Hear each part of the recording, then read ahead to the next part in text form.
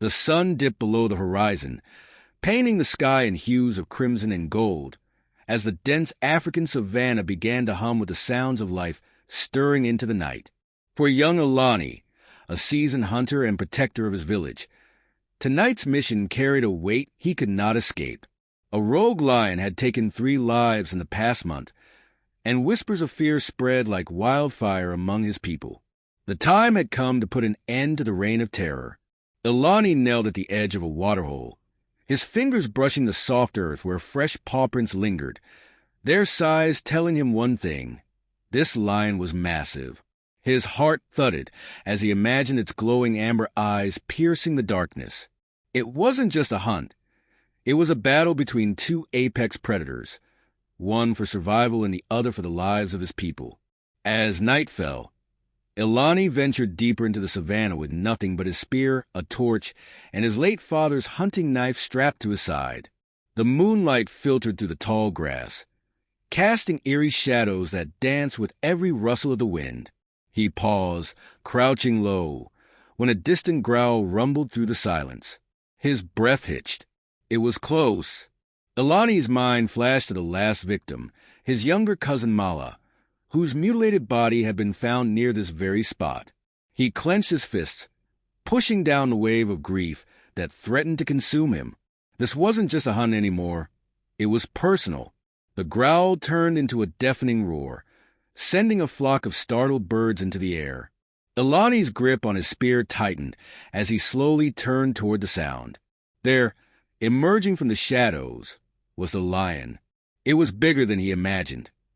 Its mane a dark halo around its face, its eyes burning with a mix of rage and hunger.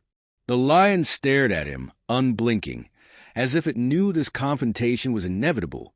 Alani's legs trembled, but he stood his ground. He knew one wrong move could mean his end. "I'm not afraid of you," he whispered, though his racing heart betrayed his words. The lion snarled, baring its teeth, and in that moment, Alani felt the weight of every ancestor who had faced the wild before him. He raised his spear, its tip glinting in the moonlight, as the lion began to circle him. Suddenly, the lion lunged.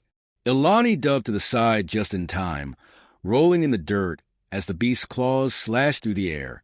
The impact of its leap shook the ground beneath him. Without thinking, Alani ran. He sprinted through the tall grass, his torch flickering wildly as the lion gave chase. Its guttural growls echoed in his ears, louder and closer with every passing second. He knew he couldn't outrun it. His mind raced. He needed a plan, fast. Spotting a lone baobab tree ahead, he pushed his body to its limit, climbing up the rough bark just as the lion pounced. Its claws scraped the trunk, missing his leg by inches. Alani sat on a low branch, gasping for air as the lion circled the tree below, its glowing eyes locked on him. For the first time, he felt the overwhelming weight of fear. What if he couldn't kill it? What if it killed him? Hours passed, and the lion showed no sign of leaving. Alani's torch had burned out, leaving him in near total darkness. He could hear the lion pacing, its heavy breaths a constant reminder of its presence. He thought of his village, of the children who couldn't play outside anymore, of Mala's mother who cried herself to sleep every night. He couldn't fail them. Summoning his courage, Alani tied his knife to the end of his spear, creating a makeshift weapon. He whispered a prayer to the spirits of the savannah, then dropped from the tree. The lion was ready. It charged, and Alani stood his ground, his spear aimed at its chest. At the last moment, he sidestepped and thrust the weapon forward with all his strength. The lion roared in pain as the blade pierced its flesh. But it didn't stop. It swiped at Alani, knocking him to the ground. Blood poured from the gash on his arm as the lion loomed over him, its teeth inches from his face.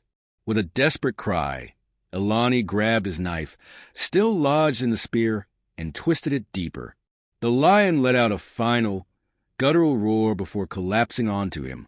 When Alani woke, the first rays of dawn were breaking over the horizon. The lion lay lifeless beside him, its golden eyes now dull. Ilani pushed its heavy body off him and staggered to his feet. Tears streamed down his face, not from relief, but from the weight of what he had done. The lion was a killer, yes, but it was also a creature of the wild, a symbol of strength and freedom.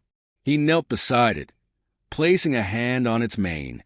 "I'm sorry," he whispered, his voice cracking, "but I had no choice." As he returned to the village, carrying the lion's mane as proof of his victory, the people cheered. But Ilani felt no triumph, only a deep respect for the beast he had fought and the fragile balance of life and death in the savannah. That night, under the stars, he vowed to never hunt again unless it was to protect his people. The lion had taught him that life, no matter how fierce, deserved to be honored.